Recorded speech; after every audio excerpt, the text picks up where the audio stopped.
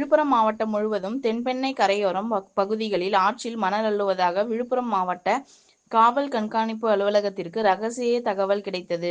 அதன் அடிப்படையில் விழுப்புரம் மாவட்ட எஸ்.பி. சரவணன் உத்தரவின் பேரில் மாவட்டம் முழுவதும் தென்பெண்ணை ஆற்றின் கரையோரம் பகுதியில் உள்ள பகுதியில் ஆய்வு மேற்கொள்ள அந்தந்த கரையோர காவல் நிலையத்திற்கு உத்தரவிட்டார்.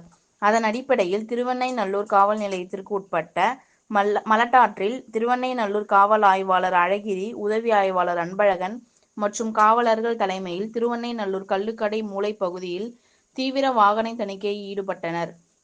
அப்பொழுது அடுத்ததாக வந்த இருசக்கர வாகனங்களை சோதனை செய்ததில் மலட்டாற்று பகுதியிலிருந்து மணல் எடுத்து சென்றது தெரியவந்தது. இதன் அடிப்படையில் மணல் திருட்டில் ஈடுபட்ட திருவெண்ணைநல்லூர் பகுதிகளில் பல்வேறு நகரைச் சேர்ந்த ஜெகன் என்கின்ற பாலமூர்த்தி, நாராயணன், சங்கர், ஏழுமலை, லட்சுமி நாராயணன் ஆகிய 5 பேரை கைது செய்து அவர்களிடமிருந்து 15 மணல் மூட்டைகள் மற்றும் 5 இருசக்கர வாகனத்தை காவல்துறையினர் பறிமுதல் செய்தனர். பின்னர் அவர்கள் நீதிமன்ற காவலுக்கு அனுப்பி வைத்தனர். ரெட் நியூஸ் தமிழ் செய்திக்காக திருக்கோவிலூர் செய்தியாளர் முத்துக்குமரன். செய்திகளை உடனுக்குடன் தெரிந்து கொள்ள ரெட் நியூஸ் தமிழ் சேனலை சப்ஸ்கிரைப் செய்யவும்.